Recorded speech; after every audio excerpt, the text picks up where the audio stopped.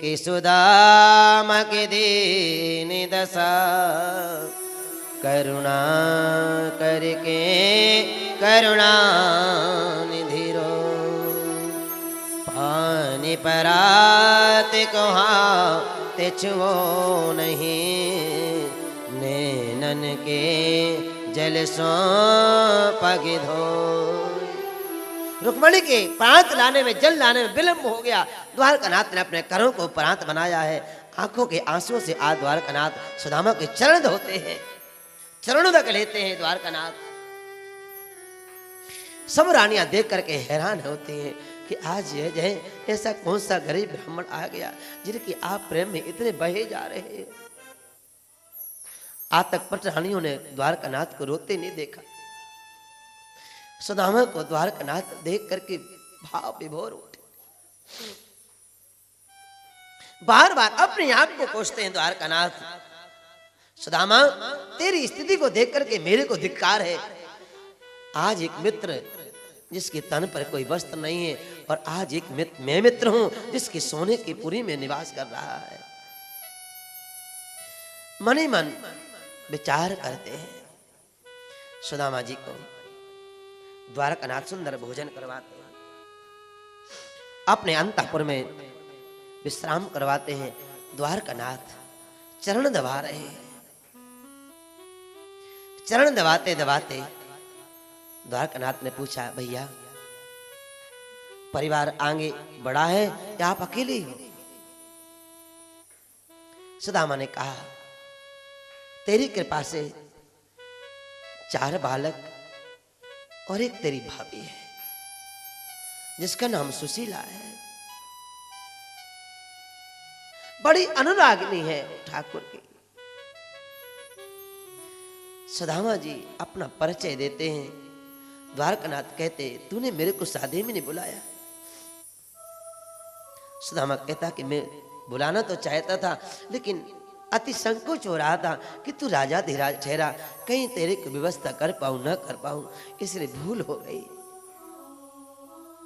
द्वारकानाथ से सुदामा कहते हैं, भैया तुम्हारी शादी हुई? बोले सब ये जितने बैठे हुए हैं ये सब आपके आशीर्वाद से मेरी पटरानियां हैं। बार बार चरण दबाते हैं। सुदामा से द्वारकानाथ कहते कि भाभी ने कुछ, जब आप मेरी भाभी है, नाम भी अच्छा है, काम भी अच्छा होगा, तो मेरे लिए कोई ना कोई अच्छी वस्तु बनाकर भेजी होगी। आप बताओ सी मेरी भाभी ने मुझे क्या भेजा? सुदामा संकोच के कारण देना तो चाहता है लेकिन संकोच के कारण दे नहीं रहा है। इतनी सारी पटरानियां बैठी हैं, बड़े बड़े घरानियों की स्त्रियां बैठी हैं और आज मैं इसके लिए तंदुल जाकर के दूं, इससे अच्छा तो ये होगा कि मैं ना दूं तो अच्छा है। सुदामा देना नहीं चाहते हैं, द्वारकानाथ लेना चाहते हैं। द्वारकानाथ ने कहा, भैया लाओ, आप बहुत दूर से आए हो, आपका दूसरा चरण दबा देता हूं मैं। और भूल गया सुदामा कृष्ण की बातों में। दूसरा जैसे कर्म बलते थे, बगल में पोटे दबे हुए थे, कर्म बल्दा पोटे नीचे गिरी, चावल बिखर गए। द्वारकानाथ चावलों को उठा करके पहले मुट्ठी भक्षण करते। जो सुख मेरे बैकुंठ में नित्य लक्ष्मी रमण करती है, आज वो लक्ष्मी वो संप्रदा में आज अपने मित्र सुदामा को प्रदान करता हूं मैं।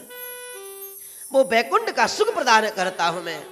दूसरी मुट्ठी खाई, इंद्र का वो वैभव प्रदान करता हूं मैं।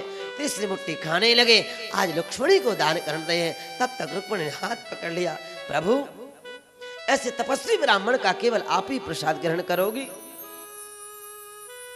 रुक्मणी कहना चाहते, वो ब्राह्मण था जिसने आकर तुम्हारे छाती में चरण का प्रहार किया। भगवान ने कहा, एक ब्राह्मण वो था, तेरी पाती लाया था, नहीं तो तू अगर पाती ब्राह्मण न लाता तो शिशुपाल के घर तू जाकर के चक्के पीस रही होती। सुदामा लज्जित हो उठे। रुक्मणी ने कहा, महाराज इस ब्राह्मण के केवल आप ही चावल पाओगे, हम लोग भी तो प्रसाद चाहिए। तब शेष बचे हुए चावल सब रानियों में वितरण करते हैं। और आज सुदामा एकांत पाकर के द्वारकानाथ के चरणों को पकड़ के रो पड़ा। हे द्वारकानाथ, मैंने आज तक तेरे से कुछ मांगा नहीं, लेकिन आज ही ब्राह्मण तेरे सामने झोली पर आकर के कुछ मांगना चाहता है। इनकार नहीं करना। द्वारकानाथ प्रसन्न हो गए, गदगद हो गए। मैं यही चाहता हूं, हे सुदामा, तू मांग तो सही, क्या चाहता है? हे कृष्ण, तू बस एक रात मेरी गोद में बिता।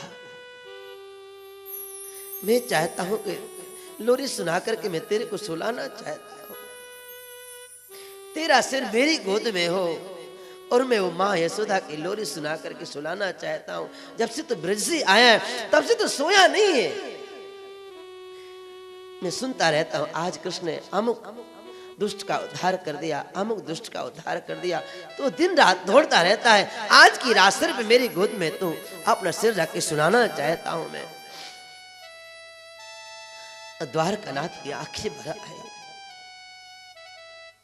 सुदामा की गोद में सिर रखा द्वारकानाथ ने। सुदामा लोरी गाते जा रहे हैं और द्वारकानाथ सोते जा रहे हैं। प्रातः काल हुआ। सुदामा ने कहा, भैया अब मैं जाना चाहता हूं। तो भगवान ने रोका नहीं। सुदामा जी रुकना नहीं चाहते हैं, द्वारकानाथ रुकना नहीं चाहते हैं। जो वस्त्र दिए थे पहनने के लिए वो द्वारकानाथ ने उतरवा लिए। जब वस्त्र उतर आए तो सुदामा को कुछ लगा कि ये देखो इतना बड़ा राजा धीराज होकर के वस्त्र दे दिए, आज ये वस्त्र उतारना है मेरे को। भगवान ने सोचा कि जंगल में जाएगा, आगे जंगल पड़ता है, कोलभीलों का जंगल पड़ता है, वहां पर कोलभील इसको राजा धीर मान करके मारेंगे, कपड़े छीन लेंगे। तो भगवान ने पुराने वस्त्र पहनवा करके सुदामा को विदा किया। सुदामा जब बाहर आए तो जहां पादुकाएं उतारी थी, बार बार सुदामा पूछते, भैया मेरी पादुकाएं कहाँ गई, मेरी पादुकाएं कहाँ गई? भगवान ने सुदामा से कहा, सुदामा तूने गुरुकुल में चने खाए थे ना? बोले हाँ। चोरी करके खाए थे ना? हाँ। मैंने उसके बदले तेरे से कुछ मांगा तो नहीं? सुदामा कहता, नहीं मांगा।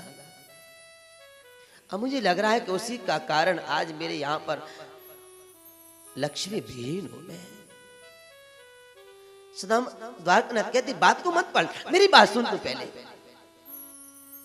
आज ये राजा धीराज द्वारकानाथ तेरे से कुछ मांगता है।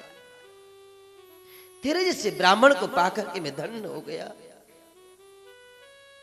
अगर आज मैं राज भोग रहा हूं, द्वारकापुरी में भोग रहा हूं, वो सिर्फ तेरा आशीर्वाद है। अगर तेरे से कुछ मांगू तो दो, मना तो नहीं करेगा? सुदामा कहते कि मेरे पास ये तन के अलावा कुछ है नहीं। अगर इस तन की आवश्यकता तेरे लिए तो जरूर मांग ले, मैं तेरे को तन अर्पण कर दूंगा। सुदामा जी से द्वारकानाथ कहते, तेरे तन की आवश्यकता नहीं है, मुझे तेरी पादुका दे दे। तेरी पादुकाओं को इस द्वारकापुरी के सिंहासन में बैठा करके मैं राज भोगना चाहता हूं, ताकि तेरी कृपा से मेरा राज अखंड बना रहे।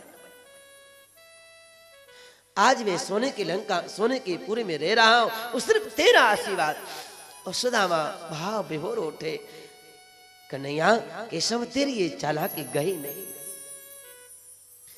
द्वारकानाथ सुदामा की पादुकाओं को अपने सिर पर रख करके पूरी द्वारकापुरी में घूमते हैं। सुदामा को बार बार याद दिलाना चाहते हैं कि जैसे तूने भरत अवतार में मेरी पादुका लेकर के तू राज करता था, आज मैं तेरी पादुका को लेकर के राज भोगना चाहता हूं। सुदामा जी विदा किया। सुदामा जी अपने सुदामापुरी पहुंचे, जहां पर झोपड़ी थी वहां पर सुदामा वैभव देख करके हैरान रह गए। सोचते सुदामा जी, यहां पर मेरी झोपड़ी थी, झोपड़ी कहां गई? महल देख करके सुदामा जी आश्चर्यचकित रहते हैं।